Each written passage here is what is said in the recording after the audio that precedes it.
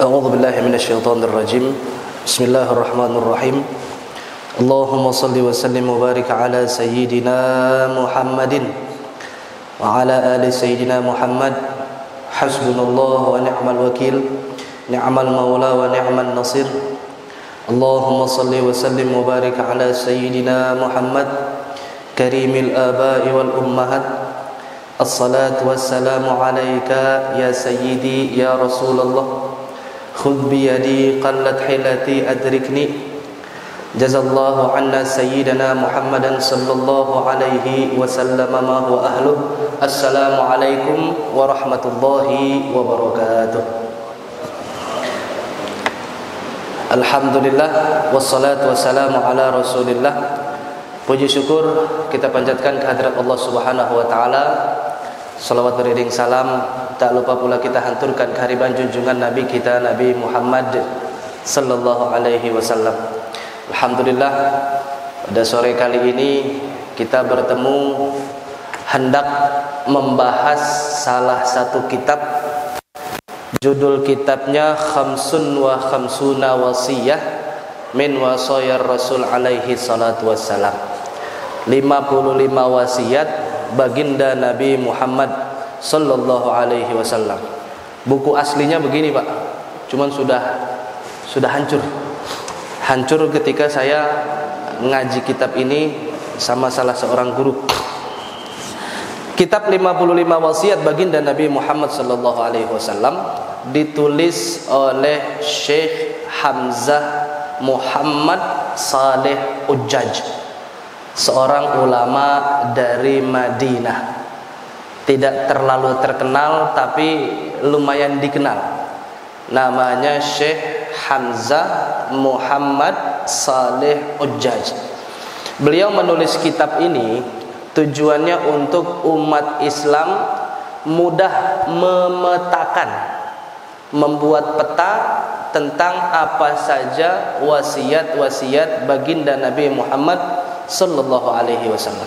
Dalam kitab ini ada sekitar 55 wasiat dari Rasulullah sallallahu alaihi wasallam. Tidak panjang mukaddimah, langsung saja kita baca hadis yang pertama. Sebetulnya saya sudah buatkan makalah, Pak. Tapi lupa untuk ngirim ke Bang Rois. Jadi insyaallah setiap seandainya ada pertemuan-pertemuan lanjutan, nanti kita buatkan makalah biar ilmu yang disampaikan tidak beli putus, nempel di masjid sampai rumah hilang. Di masjid imannya tinggi sampai rumah melayang. Jadi dabtul kitabah, ilmu jika ditulis itu mustahil hilang sampai 99%. Bapak Ibu yang dirahmati oleh Allah Subhanahu wa taala, hadis yang pertama dari 55 wasiat baginda Nabi Muhammad sallallahu alaihi wasallam itu hadis yang diriwayatkan oleh sahabat Rasulullah sallallahu alaihi wasallam bernama Abu Hurairah. Dalam ilmu hadis, kalau ada hadis sanadnya tidak ditulis secara lengkap, hadis ini namanya mu'allaq, hukumnya dhaif. Saya ulangi, hadis kalau sanadnya tidak ditulis secara lengkap, hukumnya dhaif atau mu'allaq. Tetapi dalam praktek kitab-kitab kontemporer banyak tidak semua. Tujuannya apa? Untuk tulisan yang tidak banyak menimbulkan manfaat. Kalau kawan-kawan ingin mengkaji sanad, maka bisa itu datang ke orang-orang yang pakar hadis, baru bisa melihat sanad secara lengkap. Atau ada sebuah ilmu namanya ilmu takhrij al-hadis, ilmu yang membahas tentang hadis A ada di kitab apa dan bagaimana hukumnya, bagaimana sanadnya. Sekedar informasi, hadis itu dalam pengertiannya terbagi menjadi 3 bagian. Yang pertama ada namanya sanad. Yang kedua ada namanya matan. Yang ketiga ada namanya rawi. Sanad, apa arti sanad? Sanad nama orang yang jadi jalur periwayatan hadis. An haddatsana akhbarona anba'ana qala an ini namanya sanad. Yang kedua matan. Setelah melalui sanad, maka kita akan ketemu yang namanya matan. Apa itu matan? Matan itu nassul hadis, teks dari hadis. Yang terakhir namanya rawi. Apa itu rawi? Yang biasa kita kenal dengan sebutan rawahu Bukhari, rawahu Muslim, rawahu An-Nasa'i, rawahu Ibni Majah, rawahu Abi Hanifah. Banyak riwayat hadis, banyak. Setelah kita kenal 3 komponen ini, maka kita akan faham dalam hadis 55 wasiat ini, Syekh Hamzah hadis pertamanya tidak menulis sanad secara lengkap, menghindari tatwil, kepanjangan. Tulisannya itu kepanjangan. Yang beliau tulis di ini satu sanad saja dari kalangan sahabat Rasulullah sallallahu alaihi wasallam. Kita baca hadis. A'udzu billahi minasyaitonir rajim. Bismillahirrahmanirrahim. Radhiyallahu anhu annahu qala. Nah, di hadis pertama ini sanad yang dimasukkan oleh Syekh Hamzah Saleh Ujjaj hanya sahabat yang bernama Abu Hurairah. Siapa yang tahu nama asli Abu Hurairah? Sebelum Islam dan setelah Islam. Terima kasih Pak. Ya, terima kasih. Ya. Abu Hurairah ini adalah sebuah gelar yang disematkan oleh sahabat-sahabat Rasulullah sallallahu alaihi wasallam kepada seorang sahabat yang nama aslinya sebelum masuk Islam adalah Abdus Syams. Abu Hurairah dulu sebelum masuk Islam namanya Abdus Syams. Kemudian setelah beliau masuk Islam, maka dirubah nama Abdus Syams menjadi Abdurrahman. Kalau nama lengkap namanya Abdurrahman bin Sakhr Ad-Dawsi. Abdurrahman bin Sakhr Ad-Dawsi. Jadi kalau nanya Abu Hurairah siapa namanya? Namanya sebelum Islam Abdus Syams. Setelah Islam namanya Abdurrahman. Abdus Syams kan artinya hamba matahari. Abdurrahman hamba Allah yang maha rahman. Abu Hurairah salah seorang sahabat Rasulullah sallallahu alaihi wasallam yang terkenal miskin luar biasa.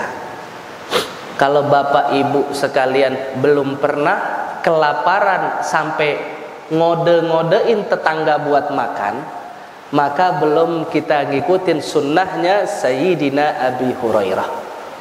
Ada kisah lucu.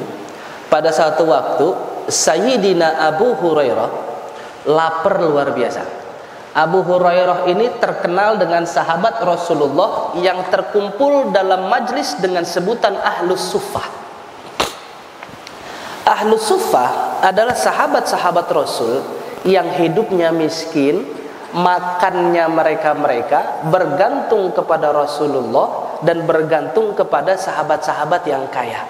Kalau bapak ibu pernah umroh, di belakang tempat muazzin azan itu ada tembok sedikit, ada tiang, biasanya Ahlus Suffah sholatnya di situ, qu'udnya, duduknya di situ. Makanya kalau thalibul ilmi yang meyakini ada barakatul athar, ada berkah dari sisa-sisa perjalanan para sahabat, maka talibul ilmi berebutan biasanya sholat di situ, yang meyakini adanya barokah. Kalau yang tidak meyakini adanya barokah juga tidak masalah. Satu waktu Abu Hurairah ini laparnya ampun-ampunan, nggak ada makanan, sampai berkali-kali nahan lapar, neken perutnya pakai batu. Beliau mencontoh Rasulullah Shallallahu Alaihi Wasallam. Di mata Sayyidina Abu Hurairah, Rasul kalau neken perutnya pakai batu, lapar hilang. Abu Hurairah kagak, semakin ditekan pakai batu semakin lapar. Beda. Kalau Rasulullah, pandangan Sayyidina Abu Hurairah begitu. Kemudian Sayyidina Abu Hurairah, adat Arab Saudi, Pak, itu kalau kita bertanya, umpama Bang Rois nih di daerah Nimun Raya, di daerah Jalan apa nih Bang? Johari ya. Di daerah Johari Bang Rois orang kaya raya. Terus ngerti agama. Bang Rois kalau ke masjid biasanya lewat belakang. Saya sebagai Abu Hurairah ngadi-ngadi, pura-pura nanya hukum Islam ke Bang Rois supaya diajak makan. Karena adat Arab kalau nanya itu pasti dibawa ke rumah diajak makan. Nah, besok nggak apa-apa contohin ke Bang Rois nih. Bang mau nanya, ayo ke rumah makan gitu. Abu Hurairah pengen begitu, berharap kalau duduk di pintu itu sahabat-sahabat yang punya makanan manggil Abu Hurairah buat ke rumahnya makan. Tapi ternyata harapannya sirna. Kenapa? Karena yang lewat pertama kali Sayyidina Abu Bakar As-Siddiq. Sayyidina Abu Bakar kan terkenal kaya, tapi kekayaannya diinfakkan semua untuk Rasulullah Shallallahu Alaihi Wasallam. Pas kebetulan di hari itu Sayyidina Abu Hurairah nggak punya juga makanan di rumahnya. Sayyidina Abu Hurairah datang nanya sama Sayyidina Abu Bakar, ya Sayyidina, ya Abu Bakrin, apa hukum bla bla bla bla, soal nanya tentang Islam. Padahal Abu Hurairah ilmunya tentang Al-Quran dan Sunnah Rasulullah jauh lebih tinggi dari pemahaman sahabat yang lain. Artinya beliau mengerti, banyak ngerti tentang Islam. Pura-pura nanya sama Sayyidina Abu Bakar supaya diajak makan. Masya Allah, habis nanya dikacangin sama Sayyidina Abu Bakar. Sayyidina Abu Bakar lewat gitu aja. Mohon izin Pak ya.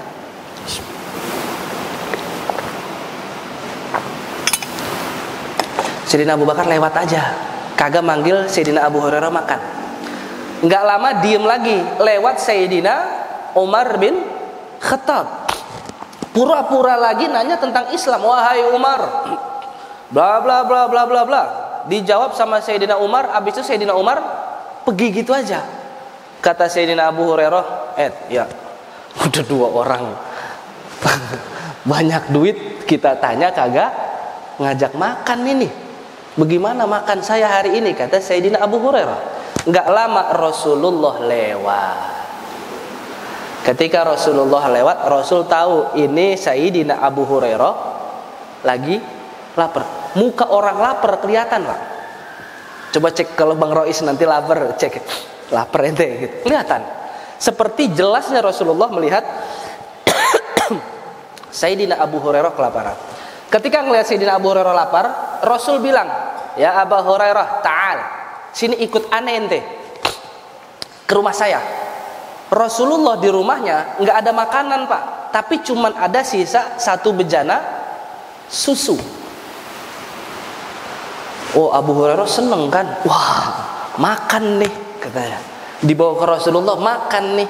Sampai dalam rumah Rasul, Abu Hurairah ngelihat cuman bejana susu. Udah ngelihat bejana susu, Rasul bilang, wahai Abu Hurairah, panggil semua ahlu sufah, suruh kesini minum nih susu. Otak kita air segini Pak, dibagi ke jamaah yang hadir, kira-kira cukup nggak? Nggak bakal cukup. Di antara salah satu mukjizatnya Rasulullah Sallallahu Alaihi Wasallam adalah bisa membuat susu yang ada begini persis nih di hadis tuh ceritanya segini nih airnya. setengah dari bejana, persis begini. Iya, Pak. Tapi dibagi ke hampir 40 ahlus sufah. Dan ahlus sufah minumnya sampai kenyang. Abu Hurairah 40 orang mau minum, lemes enggak Bang? Bang Rois lapar nih. Ada 40 nunggu. Abu Hurairah enggak tahu kalau mukjizat Rasul bisa enggak habis. Akhirnya orang ke-20, 21, 28, 29, 30, 39 Abu Hurairah orang terakhir, susunya masih utuh. Jumlah susunya masih utuh. Diminum sama Sayyidina Abu Hurairah, dilihat itu air kagak kurang-kurang air susunya. Padahal Sayyidina Abu Hurairah minum sampai kenyang. Jadi Bapak Ibu yang dirahmati oleh Allah, Sayyidina Abu Hurairah ini, tapi tidak tahu ya, di beberapa sanad yang pernah saya pelajari, sahabat-sahabat yang ekonominya susah, itu kenapa semangat belajarnya itu tinggi. Maksudnya bukan sahabat yang kaya nggak semangat, bukan. Tapi cerita-cerita menarik di belakang itu tuh luar biasa. Sahabat-sahabat yang susah-susah. Kayaknya sunnah orang susah semangat belajar itu sampai ke sekarang lah. Mohon maaf, saya di pesantren punya santri sekitar 240. Dan santri saya yang hafalannya bagus, itu rata-rata orang yang ekonominya susah. Ketika kita panggil, kenapa ente semangat sekali ngafal? Saya nggak mau Ustadz, saya jadi miskin kayak kedua orang tua saya. Nilai pendidikan buat orang susah terkadang lebih punya arti daripada nilai pendidikan bagi orang. Tapi nggak semua Pak. Ada juga orang kaya yang semangat belajar. Contoh Bang Rois, kaya dia. Bang. Kemudian Sayyidina Abu Hurairah, beliau riwayatkan hadis dari Rasulullah sallallahu alaihi wasallam sebanyak 5.347 hadis. Jadi pernah ada yang bertanya, kenapa di hadis ini hadisnya cuma 7.000?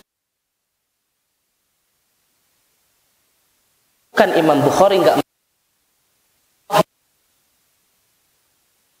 yang. Kemudian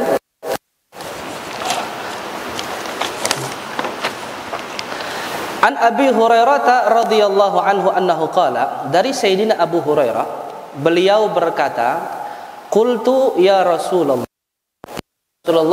aku mau tanya, kata Sayyidina Abu Hurairah, man as'adun nasi bi syafa'atika yaumal qiyamah, siapa ya Rasulullah sahabat yang paling bahagia pada saat datangnya hari kiamat? Sahabat Rasulullah dulu itu karena Rasul masih hidup, senang sekali bertanya masalah agama kepada Rasulullah Shallallahu Alaihi Wasallam.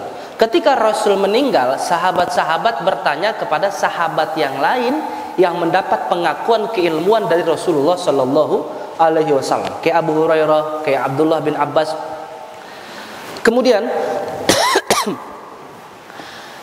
berjalannya zaman, nilai talaqi simak al-hadis mubasyaratan belakangan sudah mulai berkurang.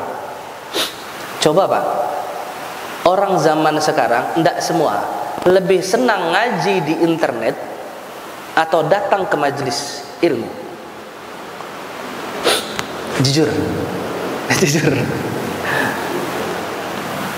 lebih senang, cukup buat mereka ngaji dengan apa yang ada di internet. Pada dasarnya ilmu itu harus ada kesinambungan, ada tatap muka secara langsung antara murid dan juga guru. Hadis Pak, hadis, kalau hadis itu didapat bukan dengan tatap muka, belum tentu hadis itu sahih. Hadis Nabi dari jalur sanadnya, kalau guru ke murid didapat bukan dengan tatap muka, belum tentu sahih. Karena syarat sahih itu adalah bersambungnya sanad dengan cara tatap muka antar guru dan juga murid. Di Mesir itu karena lingkungan Mesir bagus, lingkungan talakinya, saya sampai pernah ngejar salah seorang guru kereta 4 jam. Habis naik kereta 4 jam, naik angkot lagi 2 jam setengah untuk nyari guru. Bukan saya rajin, bukan, karena terbawa lingkungan semangat untuk ngaji. Kalau dihitung cuma 6,5 jam, deket Pak, deket banget. Abu Hurairah lintas negara jalan kaki. Kalau kita naik kereta, dimanapun ada kajian, Bapak Ibu sekalian, semangati anak-anak dan istrinya untuk hadir majelis. Sebagaimana semangatnya sahabat terhadap Rasulullah. Karena tanda zaman yang fakta adalah hilangnya semangat orang-orang untuk ngaji. Dan disitulah momen hilangnya ulama. Ketika ulama hilang, hilangnya ilmu. Ketika ilmu hilang, maka kebodohan akan merata dan merajalela. Kemudian, man as'adun nasi bi syafa'atika yaumal qiyamah. Ya Rasulullah, siapa orang yang paling bahagia mendapat syafaat? Rasulullah berkata, ya Abu Hurairah, anna an hadzal hadithi ahadun awwalu minka lima ra'aitu min hadika 'alal hadith. Ini pujian dari Rasulullah sallallahu alaihi wasallam. Sebelum Sayyidina Abu Hurairah nanya ini, belum ada satupun sahabat yang bertanya perkara ini tentang orang paling bahagia dengan syafaat Rasulullah sallallahu alaihi wasallam. Ketika Sayyidina Abu Hurairah nanya, Rasul senang. Ya Abu Hurairah, belum pernah nih ada orang nanya beginian ke saya. Oh, karena ente nanya, oh ente emang top banget dah. Ente emang keren banget dah. Ajib. Itu kan pujian dari Rasulullah sallallahu alaihi wasallam. Kemudian dijawab oleh Rasul, as'adun nasi bi syafa'ati yaumal qiyamati min qibali nafsih. Orang yang paling bahagia adalah orang yang ikhlas membaca kalimat la ilaha illallah. Ada satu ulama menulis 40 hadis tentang keutamaan kalimat la ilaha illallah. Kalau nggak salah ulama Madinah juga, namanya Syekh Soleh Fauzan. Saya agak lupa pengarangnya, tapi kitabnya ada di kita. Keutamaan kalimat la ilaha illallah itu yang pertama, Bapak Ibu sekalian, untuk mau masuk surga tentu ada harga yang harus dikeluarkan.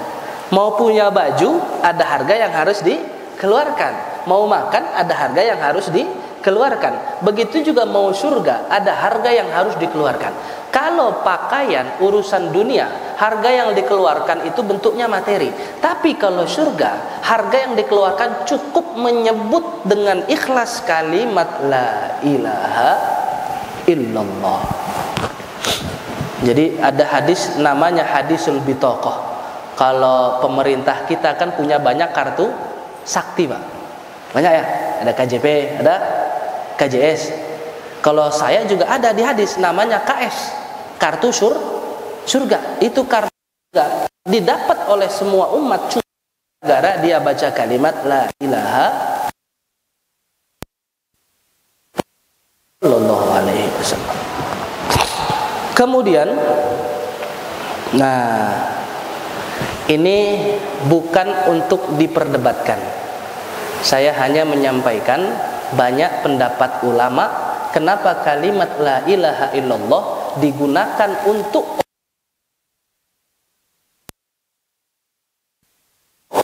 boleh. Orang yang pertama mencetuskan la ilaha illallah menjadi sekarang tahlilan atau kenduri itu dicetuskan oleh Imam Abdullah bin Alwi Al-Haddad. Ada dua pendapat sebetulnya. Yang pertama bilang Imam Al-Haddad, yang kedua bilang Imam Al-Barzanji. Dulu Imam Al-Haddad nggak pernah ngajak orang, Pak. Untuk kenduri pakai bacaan tahlil. Imam Haddad bacanya sendirian. Setelah beliau baca ratib yang beliau tulis, beliau baca kalimat la ilaha illallah sendirian. Kemudian orang-orang sekitar beliau mendengar apa yang beliau baca, tertarik untuk baca juga. Dengan dalil afdhalul dzikri fa'lam annahu la ilaha illallah. Sebaik-baik zikir ketahuilah bahwa kalimat la ilaha illallah. Rasulullah dulu bahwasanya banyak orang yang meninggal, mereka bersedekah setelah kematian si mayit. Sedekah ini dilengkapi dengan ulama-ulama Indonesia dengan pahala dari kita baca. Datni thawabuha ila thalathati ayamin. Umpama saya meninggal, kemudian keluarga saya bersedekah, niat pahalanya dikirimkan ke saya, maka pahala itu bertahan sampai 3 hari ke depan. Hari ketiga sedekah lagi keluarga saya, ngajak orang kampung kasih sedekah, maka yabqa thawabaha ila sab'ati ayamin. Pahalanya itu bertahan sampai hari ke-7. Kemudian wasadaqatu yaumas sabi'i yabqa thawabaha ila 25. Hari ke-7 keluarga saya sedekah setelah kematian saya, maka pahalanya masuk ke 25. Kemudian hari ke-25 sedekah, pahalanya sampai hari 40. 40 sampai kepada 100 hari, 100 hari sampai kepada setahun, sedekah setahun setelah kematian saya, maka pahalanya sampai kepada alfi amin, 1000 tahun. Makanya banyak kita lihat ada orang yang meyakini adanya haul Solo, haul di Banjar, Kalimantan, macam-macam. Kemarin di Cidodol haulnya Habib Abu Bakar bin Sa'id. Perkara ini ikhtilaful ulama. Yang meyakini ya tafadhol, yang tidak meyakini juga tafadhol. Yang salah siapa, Pak? Yang kagak pernah doain orang yang sudah meninggal. Bapak Ibu yang dirahmati oleh Allah Subhanahu wa taala. Kemudian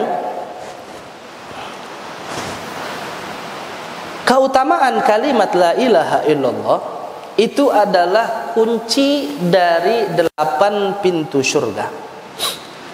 Man qala, dari Ubadah, hadis ini dari Sayyidina Ubadah bin Samit, man qala asyhadu an la ilaha illallah wahdahu la syarikalah wa anna Muhammadan abduhu wa rasuluh wa anna Isa abdullahi wa bnu amatihi wa kalimatuhu alqaha ila Maryam wa ruhun minhu wa anna al-jannatu haqq wa anna an-nara haqq adkhalahu Allahu min ayyi abwabil jannah ats-tsamaniyah syaa.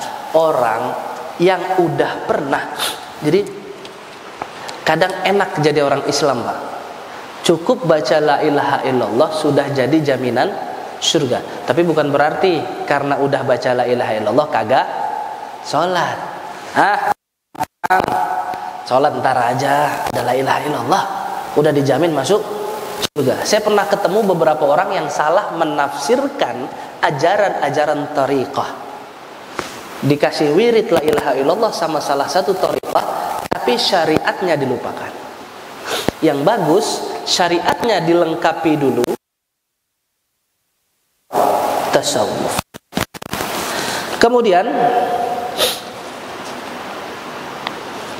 di antara amalan yang banyak ganjarannya adalah amalan yang kita baca berupa kalimat la ilaha illallah. Kita baca hadisnya. Rasulullah alaihi wasallam qala man qala la ilaha illallah wahdahu la syarikalah lahul mulku wa lahul hamdu wa huwa ala kulli syai'in qadir fi yaumi mi'atam.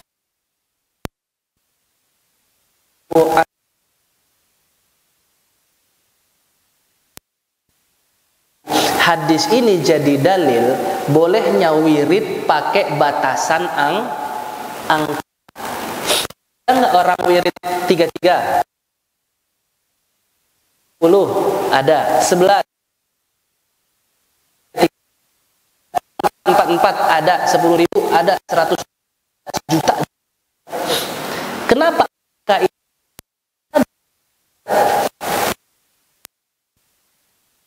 ada di Sahih Bukhari? Salah satunya marrah, apa yang baca la ilaha illallah hari 100 kali, kanat lahu adla asyri qabin, dia sama pahalanya seperti memerdekakan 10 budak. Wa kutibat latin, dicatatkan oleh Allah 100 kebaikan. Di antara kebaikan yang Allah kasih buat orang yang baca la ilaha illallah adalah dimudahkan urusannya, dijauhkan dari masalah, digampangkan rizkinya, kemudian rumahnya tidak seperti neraka. Orang akan berpengaruh ibadah dan kerjanya ketika rumahnya seperti neraka atau seperti kuburan.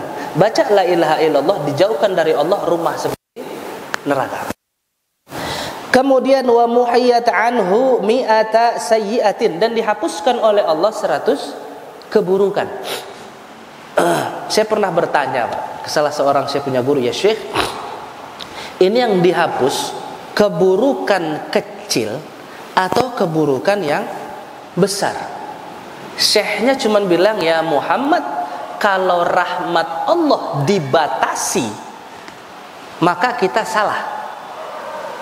Rahmat Allah jangan dibatasi, karena rahmat Allah sangat luas, maka yang diampunkan adalah dosa kecil dan juga dosa besar. Dengan dalil apa? Innallaha yaghfiru dzunuba jami'a, Allah menghapus semua dosa yang dilakukan oleh hambanya.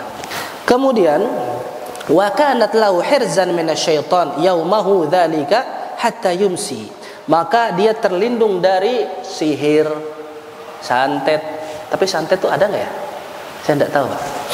Pokoknya dia terhindar dari godaan setan. Bi afdali mimma ja'a bi ilahadun amila akthar min dzalik. Intinya adalah jika mau melaksanakan wirid la ilaha illallah paling banter 100 kali. Mau lebih dari itu boleh apa enggak? Boleh. Di hadis ini dikatakan orang yang baca la ilaha illallah lebih dari 100 kali, maka dia lebih baik daripada baca 100. Ya tentu lebih banyak daripada 100. Bapak Ibu yang dirahmati oleh Allah Subhanahu wa taala, semoga apa yang disampaikan bisa bermanfaat tentang keutamaan kalimat la ilaha illallah. Sebetulnya banyak, saya sudah menyiapkan banyak makalah-makalah, cuman karena waktu sudah mencukupi. Terima kasih banyak. Semoga apa yang disampaikan bisa bermanfaat. Mohon maaf kalau ada kurang. Saya ridho sekali diingatkan seandainya yang saya sampaikan itu adalah ilmu yang keliru. A'udzubillahi minasyaitonirrajim. Bismillahirrahmanirrahim. Allahumma inna nastaudi'uka bima 'allamtanahu fardudhu ilaina inda hajat. Kami titipkan kepada kami, ya Allah, saat kami membutuhkannya, ya arhamar rahimin. Allahumma rafa' qadrana washrah sudurana wa qadi hawaijana wastur uyubana, ya arhamar rahimin. Waghfir lana dhunubana wa khtimna bihusnil khatimah wa khtimna biqawli ashhadu an la ilaha illallah wa ashhadu anna muhammadar rasulullah sallallahu alaihi wasallam wa sallallahu ala khairi khalqihi Muhammadin wa ala alihi wa ashabihi ajma'in bi rahmatika ya arhamar rahimin.